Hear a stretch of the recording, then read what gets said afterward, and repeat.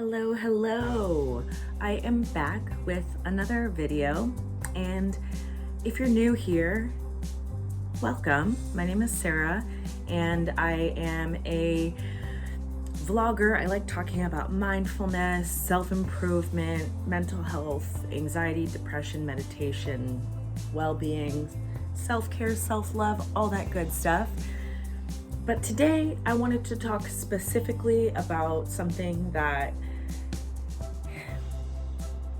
is super personal to my life and has been probably one of the most defining characteristics of my life, very positively, but also unfortunately bad. I think everything has both goods and bad parts to it. Today I am finally going to be doing my adoption story. So I know that this is a huge topic to try to tackle. So as I begin recording this, it may end up having to be broken up into multiple parts, but the focus of this video is to kind of lay the groundwork, kind of talk about my baseline adoption story, and we'll see where this goes. But I'm super excited to be finally talking openly and sharing openly about this. I think that it's a really important thing that adoptees feel enabled to have a voice, and that maybe a big part of what I want to talk about with this is some of the stigma that I have faced and some of the kind of cookie cutter type things that have been shoved down my throat and other adoptees' throats throughout our entire lives, and these incredible expectations that have seemingly been put onto all adoptees. I'm in a handful of support groups. My neighbors are drilling outside. Almost every other adoptee, I'm just gonna keep charging through it. Almost every other adoptee that I have spoken to in my support groups have, by and large, said that they have dealt with the exact same kinds of mental health issues, anxiety, rejection, abandonment issues. And I think that all of these things are outside of any individual party. It's not the birth mother's fault. It's not the adoptive parents' fault. It's not the adoptee's fault. It's more just a circumstance of adoption. But with all of that said, I don't want this video to be too in the weeds. I want this to be more of what my story is. Let's go back to March 25th, 1991. That's the day that this beautiful little space was brought into this world, and I was born in South Lake Tahoe, California, in what ended up one of the worst snowstorms of 1991, and also like that time period in general. Like that storm was particularly bad, and my parents said that many times that they have never really seen a snowstorm quite like that one. And I just recently learned, actually, my parents and I have been doing a Sunday Zoom call with I have a sister who was also adopted, but we've been doing these Zoom calls, and my parents started talking about my birthday and kind of what it looked like, what the day was like. And I've heard this story before, but they delved out more details about it that I didn't really know. But it seems like, unfortunately, Barton Memorial Hospital was the hospital that I was born in, and apparently they didn't have the best practices.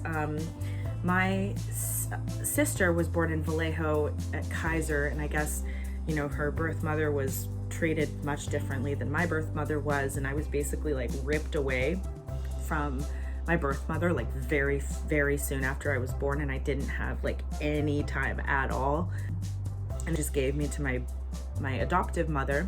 And I was not really as a newborn baby, obviously receptive to her because I had been in the womb with my birth mother.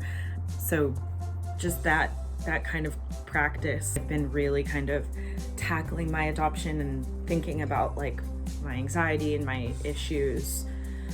It's like, holy shit, this makes so much sense. Like, I have lingering kind of trauma and permanent trauma issues from the moment that I was born. I imagine that adoption and practices in hospitals hopefully are much better now than in 1991. That does unfortunately create permanent effects that people like myself, unless they can put it all together and sort it all out and be fortunate enough that I was to kind of weed it all, they may go their whole lives not understanding or knowing why they have such abandonment issues and rejection and fear of rejection and things like that. So I did write something out here. I'll read a little bit of what I wrote. So I was born during the largest snowstorm of 1991. I've heard numerous retellings of the day that I was born. I am the first half Korean, half British baby girl born out of wedlock, given up for adoption, conceived circa the Grateful Dead tour on March 25th, 1991, that I am aware of. If there's another one of me floating around out there, I would love to meet ya. The day that we're born is a huge one for all of us. I mean, birth, death, and taxes are the only things that are certain in this life, right?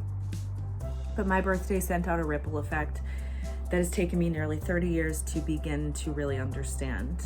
I was born of a radical, free-minded young woman who was still scared by the limitations of life and the society that she grew up in. She knew she was bringing a biracial baby into a racist world, and she found a family that she knew I would fit into.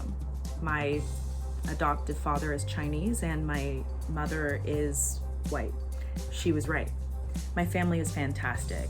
My dad is a PhD, toxicologist, and diplomatic extraordinaire.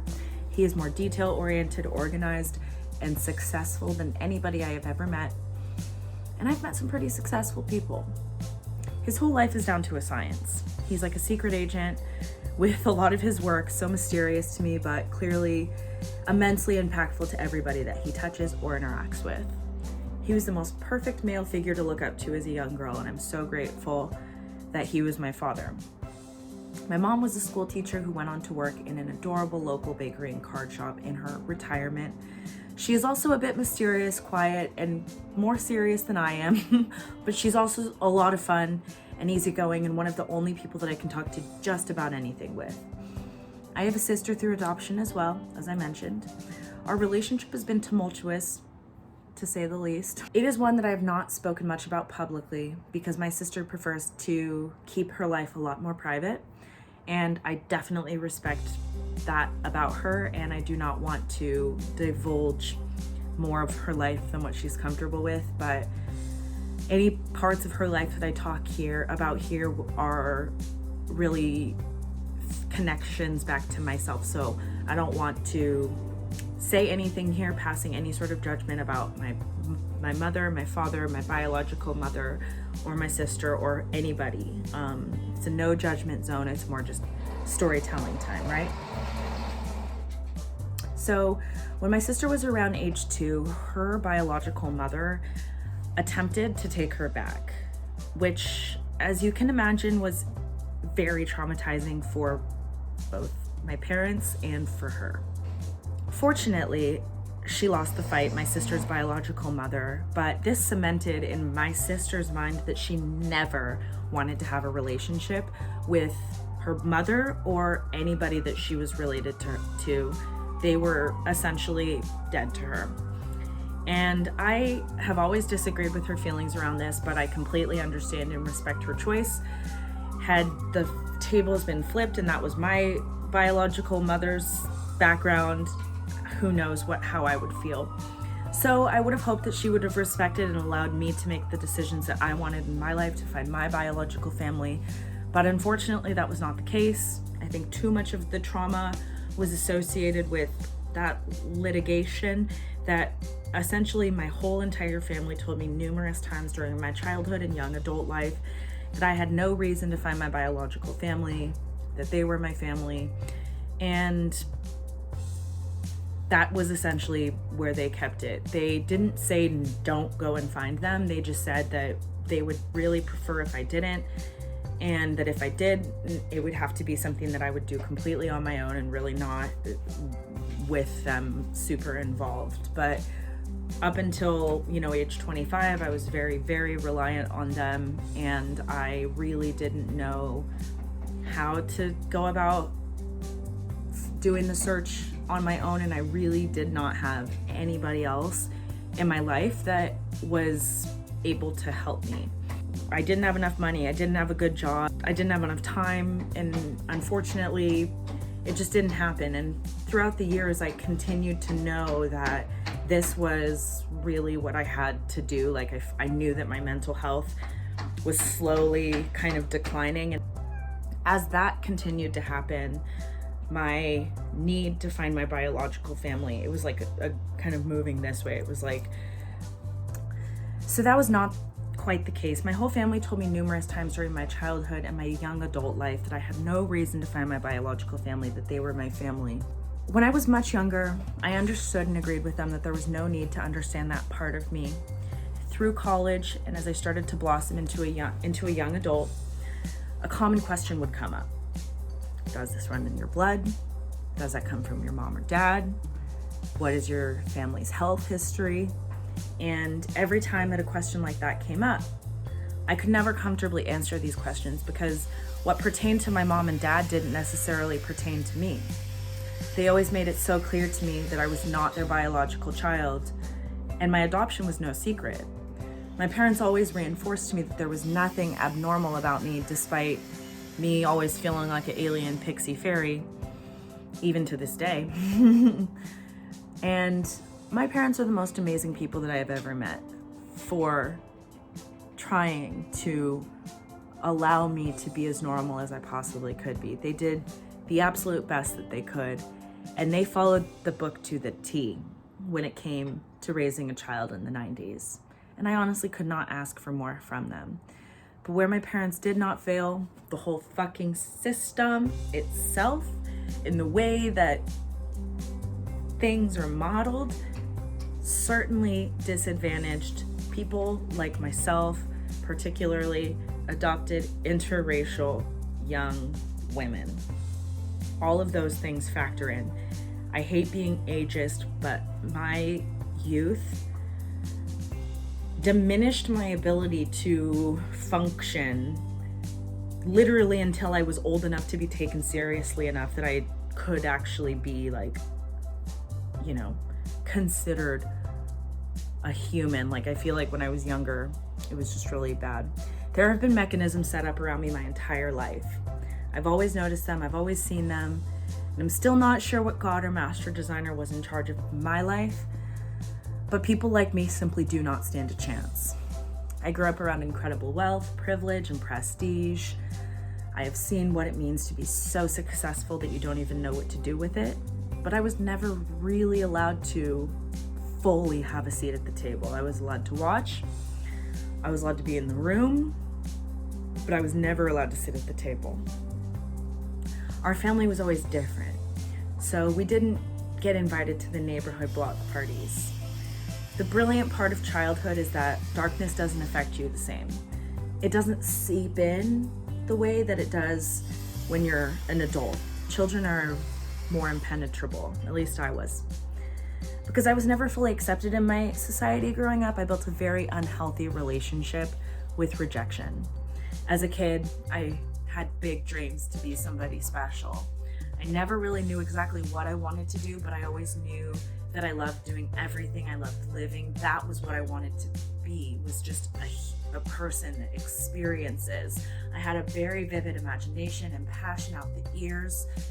Unfortunately, I was not gifted much talent, but I was incredibly talented at climbing trees, jumping on rocks, jumping on pogo sticks, running as fast as hell, and I had the endurance of a marathon runner. So I found my greatest success, actually, my first success really, in cross-country running back in high school.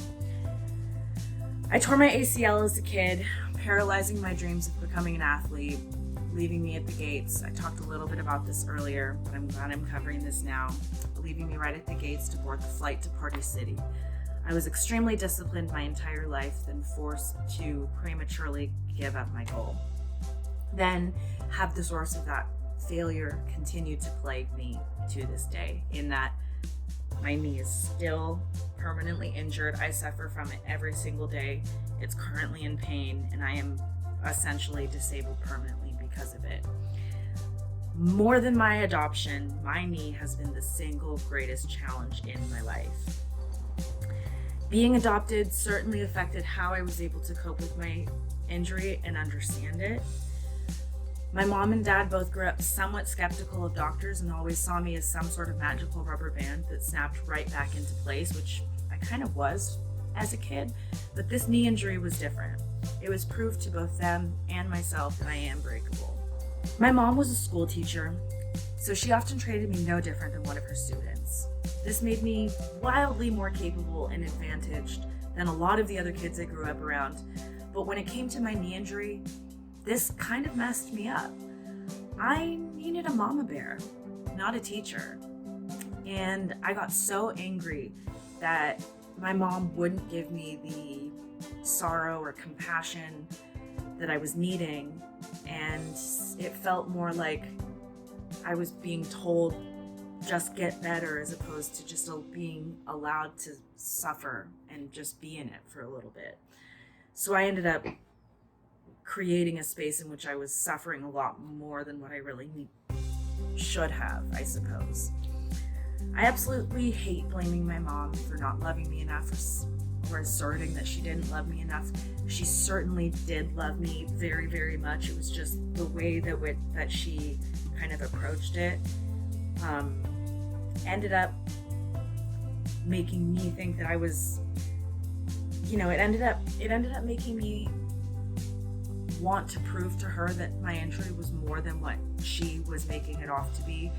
And so where I was trying to explain to her that I really was hurt, she was really aiming to just make me feel better, and she was really aiming to help me to diminish the kind of scope of it.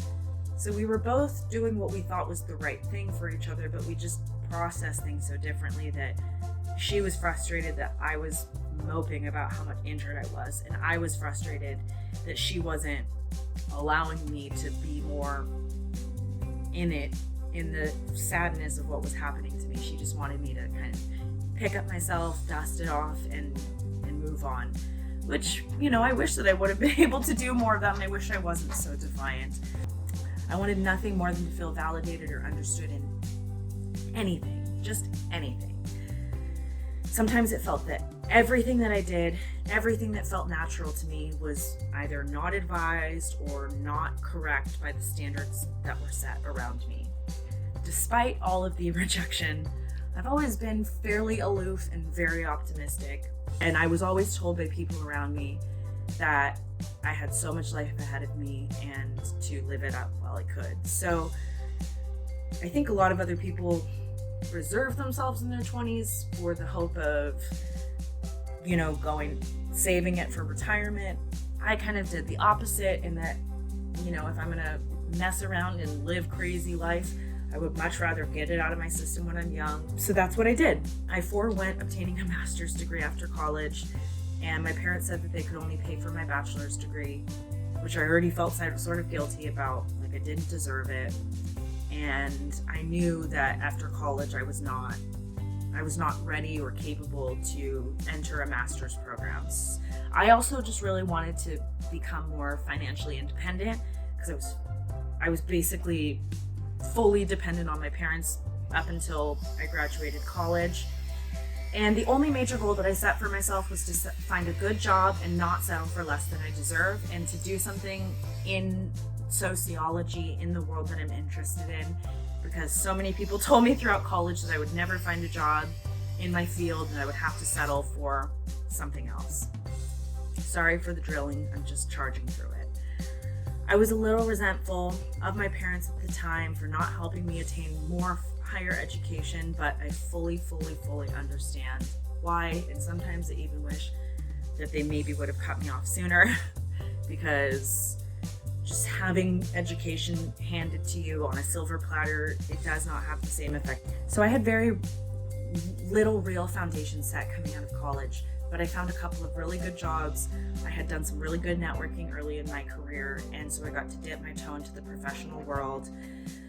And I quickly realized that business world was so foreign and so far out of my nature. I've always been like a complete night owl. I was one that studied, I got my studying in typically from 1 a.m. to like 5 a.m. I'm a complete night owl, so it was really hard and kind of weird to think that I would somehow just all of a sudden change my entire circadian rhythm to be like a 9 to 5 person. So finally, after about 2 years, my lightning in a bottle struck, and I was working in a small law office back up here in the Bay Area. I attempted to live in Orange County after I graduated from UC Irvine, but realized very quickly that I needed to come back to the Bay Area. I needed to be closer to my family. And I was working in a small law office when a strange sense came over me, and I knew I had to look on Craigslist. Something just, that intuition said, go look on Craigslist. There was a job listing for a position at a nonprofit that was assisting military veterans with employment services. This was completely my dream come true, and could not have been a more ideal position for me. I felt incredible deep compassion for military servicemen and women. I took courses on the sociology of war and violence and garnered a particular interest in the socioeconomic effects of war. I recall in college multiple times sitting in my sociology of war and violence classes and anthropology classes, literally sobbing tears because of how poorly veterans were treated after Korea, Vietnam, during Afghanistan. We were at that time, it was during the Afghanistan war, we were looking at the highest suicide rate amongst veterans and military servicemen of any time in American history. So I reveled in excitement knowing that I would be making a direct impact for the men and women that were coming back from the Afghanistan war. And I specifically had a very deep interest in this.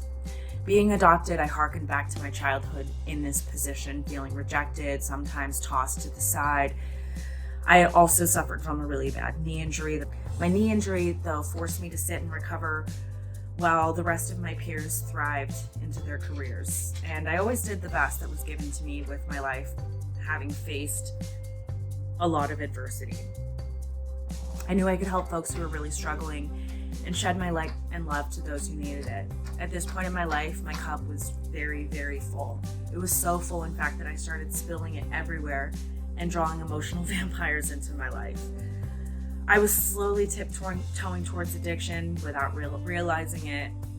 And as most who have dealt with addiction can understand, you don't really think about how or when it happens. It just sort of happens. And all of a sudden you look back at your life and you're multiple years into being drunk nonstop and you don't even know kind of how it happened. Obviously, I was going through a real crossroads of my life again, having suffered from a terrible knee injury that forced me to quit my running career, being adopted at this point, not knowing anything about my biological family or where I come from, feeling a huge kind of void between my authentic self and the self that I was trying to become, or the self that the world was telling me I needed to be. This exploration led me towards a darker path, one that was quite different than the perfection my mom and dad raised me in. And I wanted nothing more than to pop the bubble that I grew up in and show the world that I belonged in it and that I wasn't just some sidelined loser or rejected girl. As you're probably aware, the festival/rave scene sort of exploded during the 2010 decade. So much of my metamorphosis, personal growth, and subsequent failures were spent in the rave and festival world. I got my master's degree in Plur, essentially. I spent a few years participating in the events and festivals, but I had always kind of dreamt of becoming one of those people that just lives the festival life and goes from festival to festival. Set myself up in such a way, working slowly but surely over time, to be able to finally go to multiple events that I wanted to go to in a year. It The summer of 2017 ended up becoming that year for me.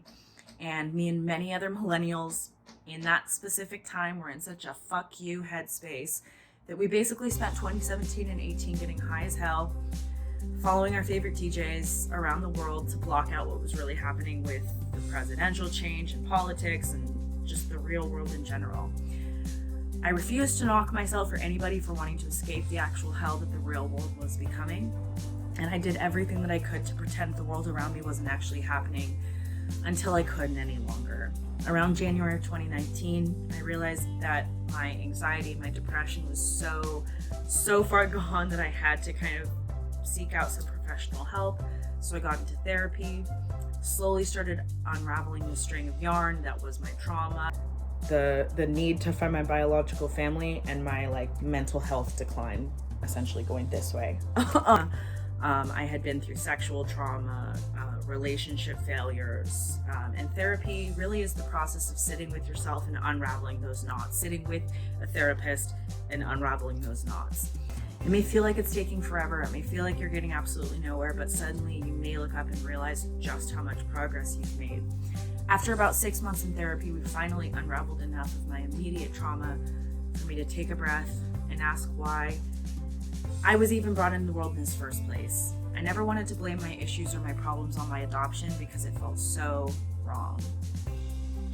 I respected my birth mother for her choice, and I absolutely adore my parents, but I had to get really real with myself, and sometimes the truth is exactly the thing that we don't want it to be. I finally got to the point, as I mentioned, in November, where I realized that I needed to finally kind of let go of whatever hesitations were limiting me from reaching my biological family, because I had to. I really had to. It was kind of like that next kind of necessary step in my life.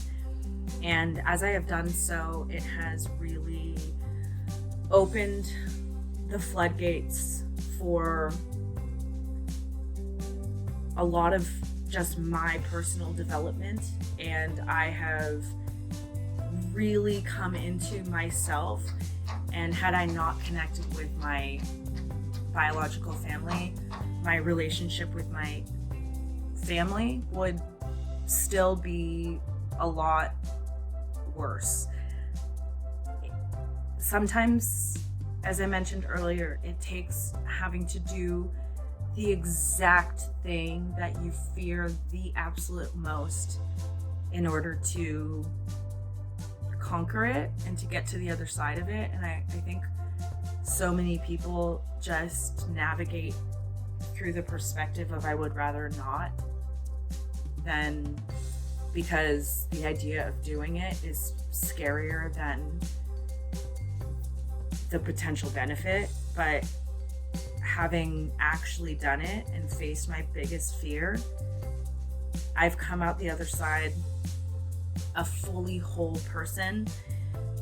And I'm so grateful now that I have done this, because I didn't even realize how broken I was until I took this step for myself. So I really do hope that, and I'm not saying that my life or my story or my journey is the same or reflective of anybody else's, but I really just hope that sharing my story, putting it out there, hopefully some part of it will resonate with you, whether or not you're even adopted.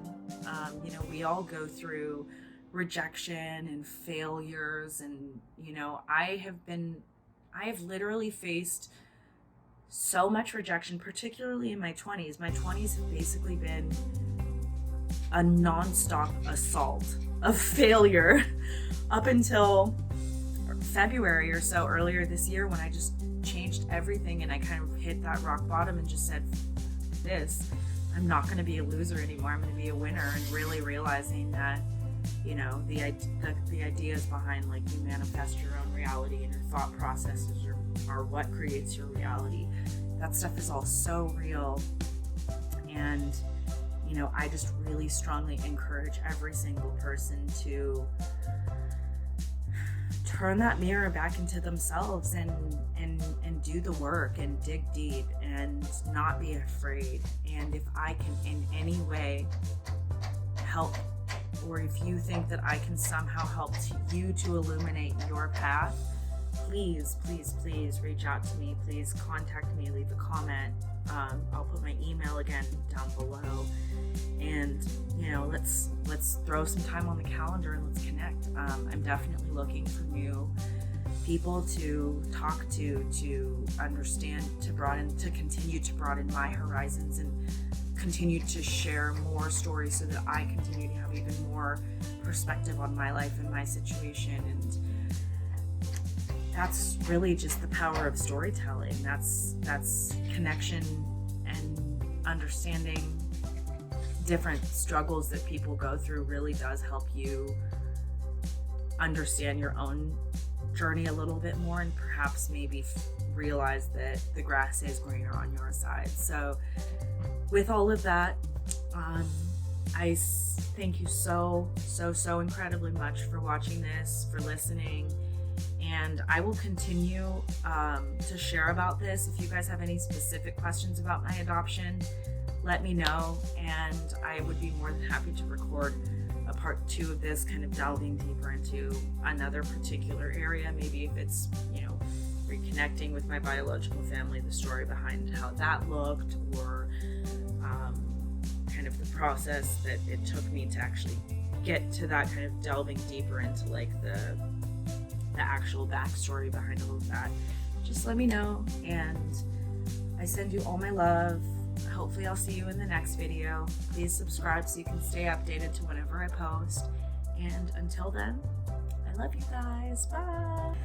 And that was my case. Often the truth is exactly what we don't want it to be, and we'll fight that.